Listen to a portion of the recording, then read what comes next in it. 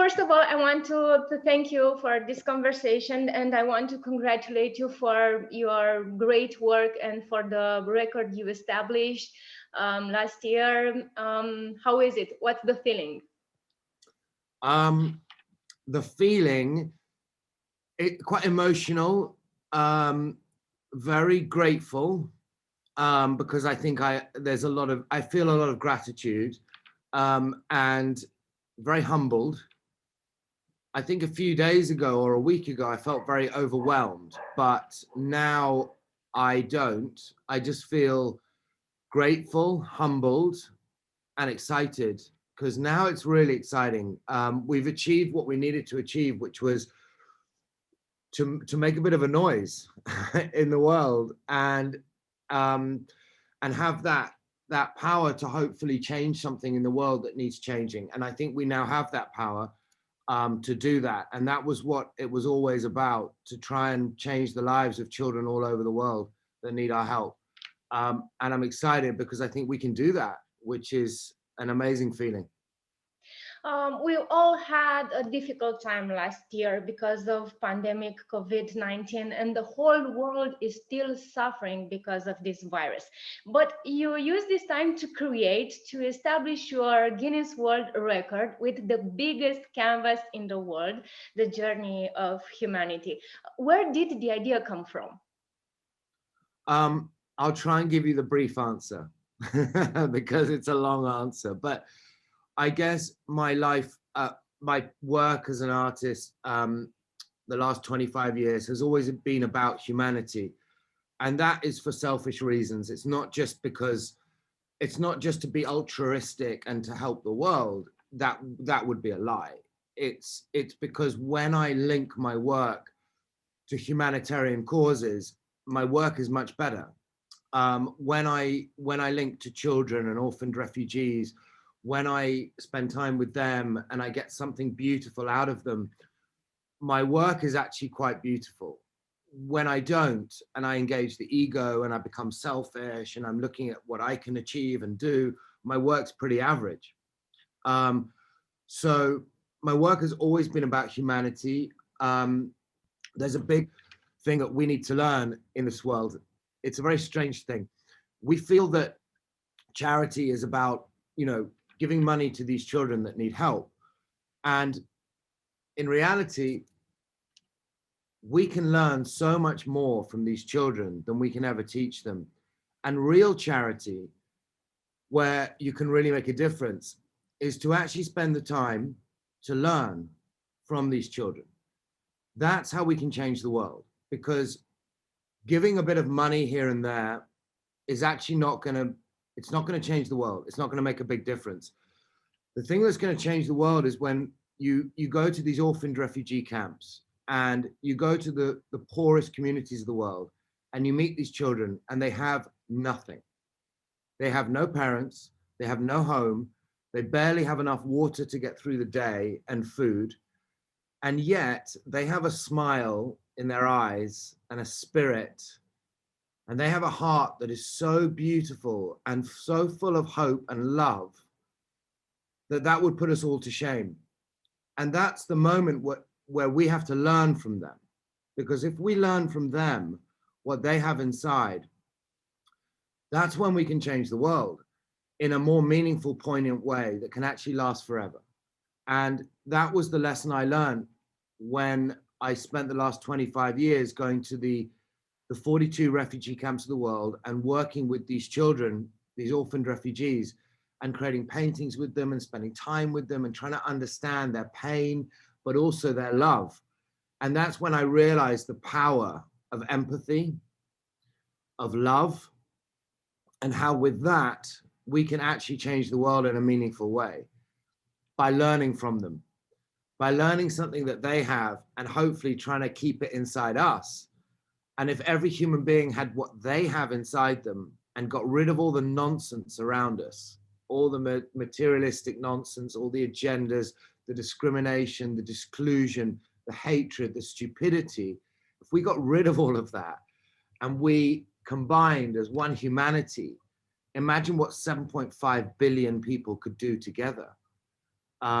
that's really the message. And so I started the painting because up until COVID-19 had hit, I felt that the world had become full of static. We are made of energy, and we communicate through energy, and we emit energy, and that's how we communicate. And it's not a load of, mumbo jumbo, it's science. That's how we communicate with energy. And our energy is made up of our intentions. But the problem is, the intentions which we were omitting up until COVID-19 hit in late January, early February 2020, the energy that we were emitting due to our intentions had become very dubious, very suspect. And it wasn't, we weren't full of good intentions. The world had become full of agenda, discrimination, hatred, disclusion, the ego. We were all about living our best life, and we didn't care about who we hurt along the way or who else was suffering. We were all about trying to get up here, but we didn't care what happened to the people along the way to get us here. We didn't care about the consequences as long as we got what we wanted. And that's what the world had become. And that meant that the world was full of static, because bad intentions were being pushed all over the world through energy, and the world was full of static. And when the world is full of static, we stop communicating as human beings properly, because we can't communicate energy through static. And then something beautiful happened. Something tragic happened, but something beautiful. COVID-19 hit us, and it didn't hit one country, one continent, it hit the world. And suddenly, for the first time in our history, in the living humanity, the static left our world completely. And there was a silence. And I felt this silence needs to be heard.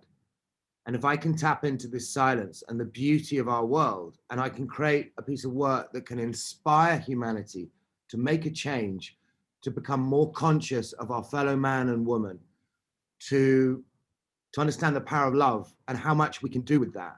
If I can inspire humanity to make that change and evoke real societal change that can actually last, then that's worth doing at any cost. And I felt that COVID-19 was a huge tragedy, and a lot of people lost their lives. There was a lot of pain in the world. A lot of families were torn apart, and a lot of people suffered financial crippling that they couldn't afford to suffer. And I felt that we owed it to those families torn apart and those people that lost their lives to make a change. And I just hoped that my painting could potentially do that. I never realized in my wildest dreams that it actually might. But at the end of the day, you got to try, you got to believe, you got to have faith, and you got to give it everything you got. And what happened was, along that journey, people joined, and people like you helped tell our story and share our story. And it was amazing. And it caused ripple effects around the world of positive, good energy. And I think it's made a change. And that was what I was hoping for. So with your work, with your art, you want to help children in need from poor countries. But because of that, for that, you have to raise a great amount of money. What's the plan? Who is helping you? So it's a very interesting point, because what I've found by working in charitable foundations and philanthropy for the last 25 years is I've learned something, but it's taken a long time to learn, because we always do these things the same way. We just copy paste, we repeat the same way to do it. And actually, real charity is not about the numbers. It's not about the money you raise. It's not about the amount of people you help. It's actually about doing it with good intentions and pure intentions. Because the power of our intentions and doing something with real intentions and real purity and real love is so much more powerful than the numbers, than helping millions of children or raising billions of dollars. These things don't change the world, and they don't actually make the difference we hope that they would. We've been doing that for the last 20, 30 years. and we haven't changed anything. So we have to relook at it, and we have to say, you know what? It's about doing something meaningful with real, pure intentions, putting that out in the world and sending vibrations that others can get hold of, and then they can be inspired to do something good in their community.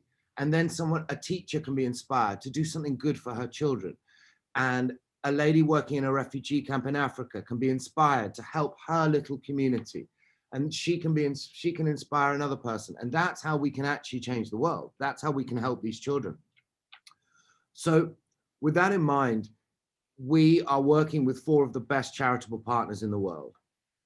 I've now cut my canvas up into 70 pieces. So it's the largest painting ever created by one man in the world. It's huge. It's the size of 2 football pitches. And I've cut it up, and we're going to do 6 auctions around the world of each of those 70 pieces. And our aim, our target, is to raise $30 million, which is a lot of money. In reality, I hope we can double that target. But,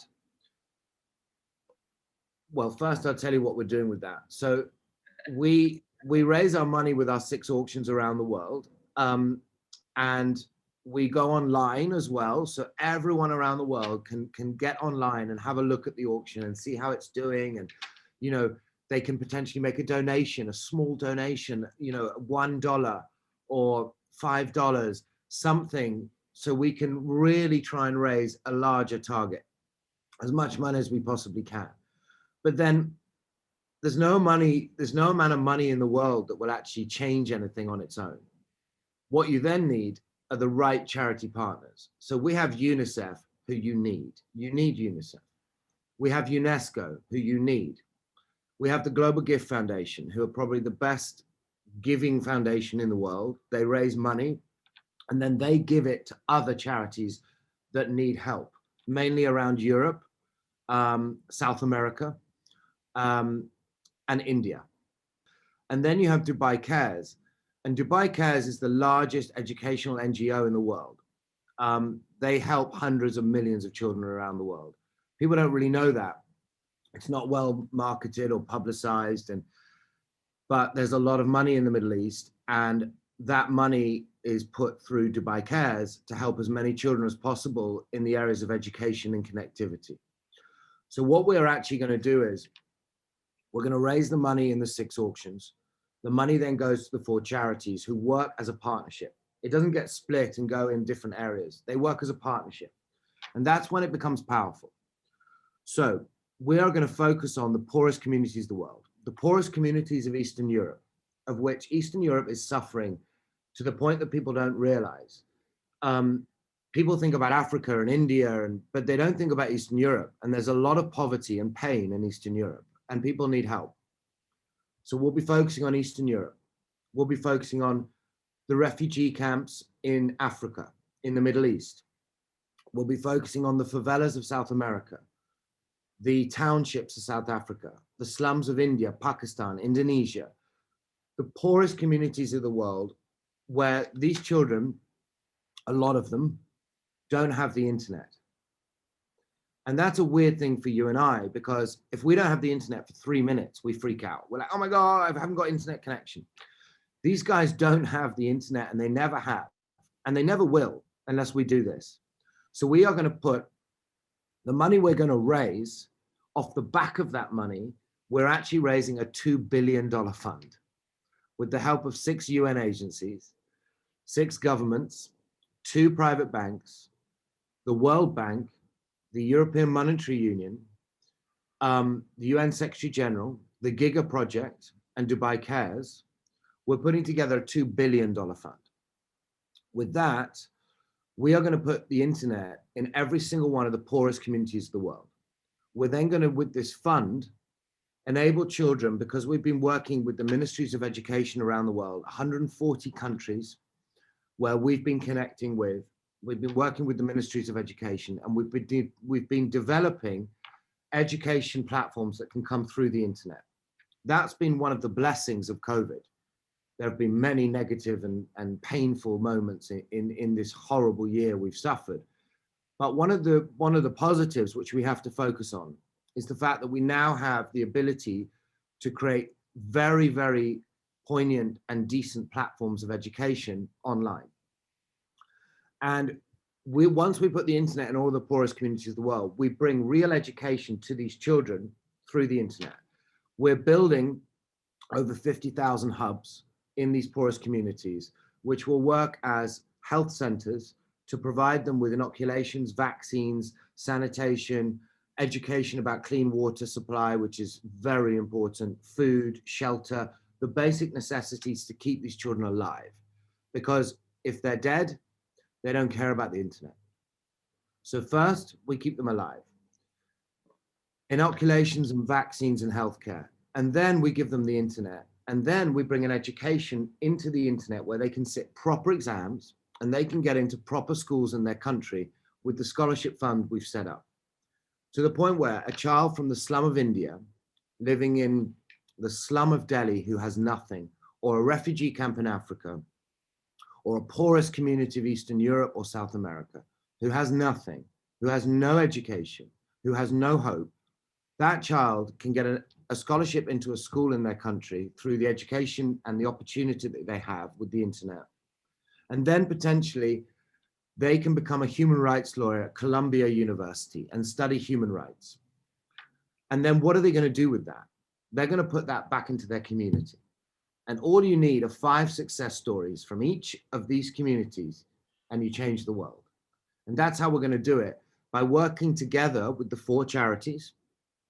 They each provide something different. What we're doing is we're empowering these children by giving them an education and a chance to change the world around them.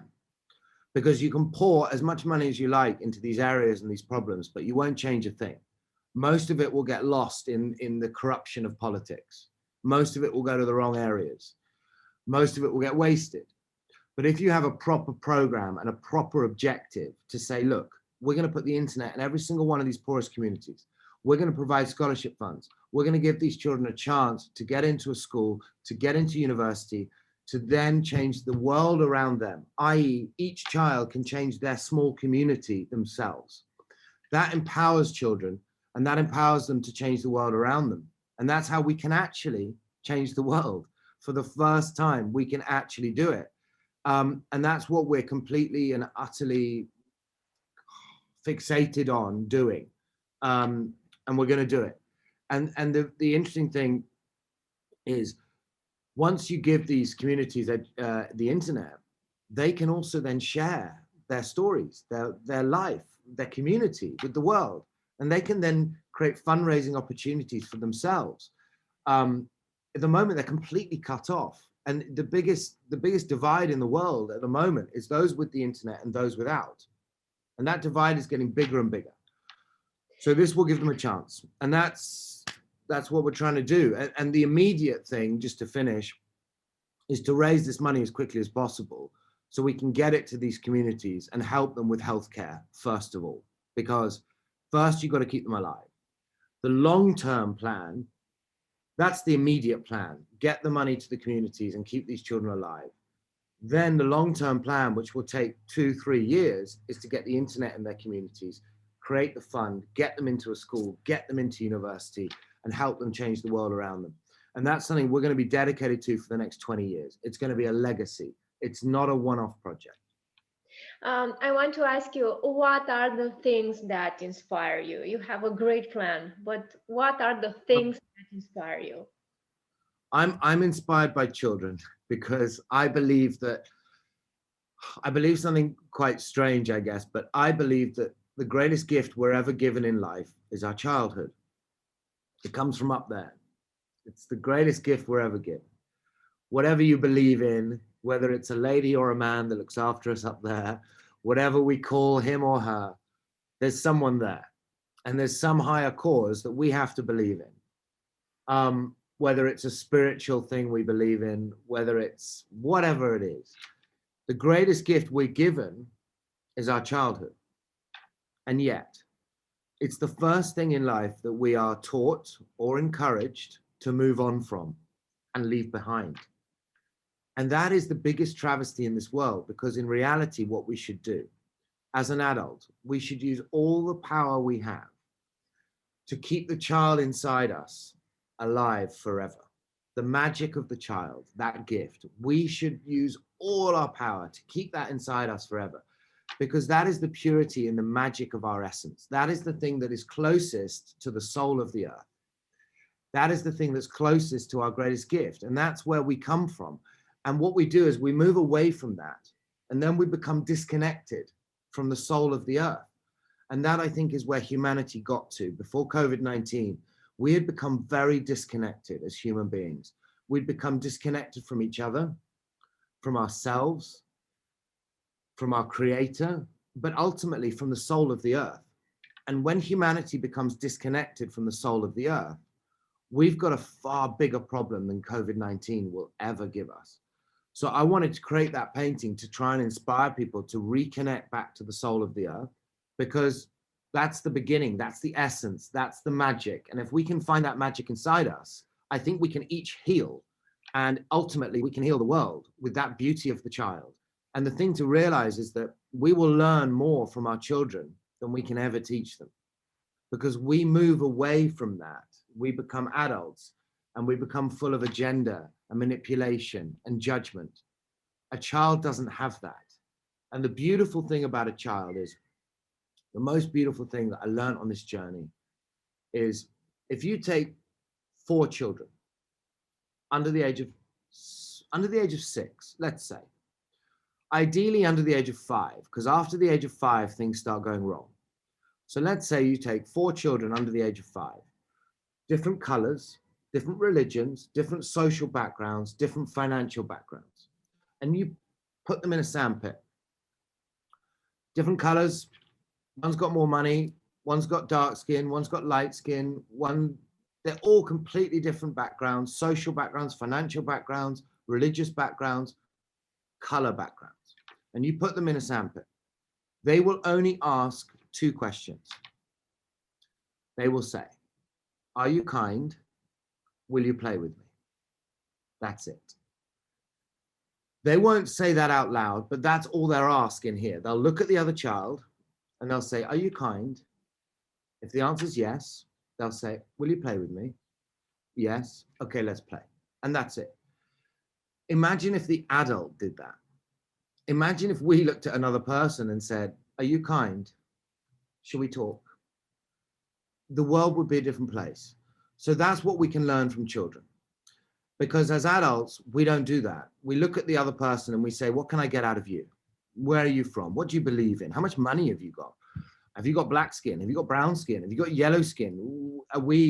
This is all the nonsense we ask each other, we ask ourselves. And it's the biggest mistake we're making at the moment in the world. And all the answers lie in our children. We've got to realize that. You said this word magic is a very important word in this world we are living. Yeah. You, as well as your work, are very, very, very famous. You have this great opportunity to create beautiful things. And I want to ask you, if you would have the opportunity to make the world around you a better place, what would be the first thing you would do with magic? With magic, you mean if I could wave a wand and change something? I would bring the essence of the child inside us all as adults. I would, the big thing I'd do? I'd get rid of the ego. The biggest problem in this world, the most destructive thing, is the ego. Okay, you can't live without the ego, but the ego has become too prevalent and too powerful and too dominant is the word. I would detach the ego. I would get rid of the ego, because the ego is the big problem. And if we can get rid of that, we can start linking back to the beauty and the essence of the child within us all. And we can be kind, we can be empathetic, we can understand the power of empathy and how much we can do with that. But while the ego is so prevalent, it's very difficult to do anything really like that. So what I try and do when I paint, I try and detach the ego. I guess the best example you can give is the heavyweight boxer or the sportsman. Or the heavyweight boxer goes in the ring and he wins his fight, and he then starts believing all the hype, and he starts thinking, I'm the greatest, I'm the best, I'm the guy, I did this. And then he turns up to his next fight and he thinks he doesn't really have to train because, you know, he's the man, and he's engaged the ego. And he turns up to his next fight and boom, he's flat on his back. And what I try and do as a painter is I try and realize this one very important thing. I try and realize that I don't believe that it's me creating this painting. I try and detach the ego, and I try and say, I am borrowing a moment, and I'm saying thank you, and I borrow it, and something magical happens. And then I give that moment back with gratitude, with grace. And I say, thank you for that moment. I'm giving it back. It's not mine. I didn't create this painting. I didn't do this thing. It's not me. It's a moment that was lent to me. And I give it back with gratitude, and I say, thank you. And I wait for the next moment to come. And if I keep living my life in grace, I think if you, as an artist, if you focus on how you live, not on the things you create, if you focus on living a life of grace, of love, of empathy, then these beautiful moments get lent to you. And as long as you remember, it's not you creating it, but you are borrowing, you are only borrowing a moment. And if you then, something magical happens with that, and then you give that back with grace, with gratitude, it will come back again and again and again. And that's what I wish for this world, that we can detach the ego and we can realize that we are only borrowing moments and we give them back. And that, I think, will create a lot more harmony and a lot more love and a lot more understanding in the world. And I think it will help us a lot.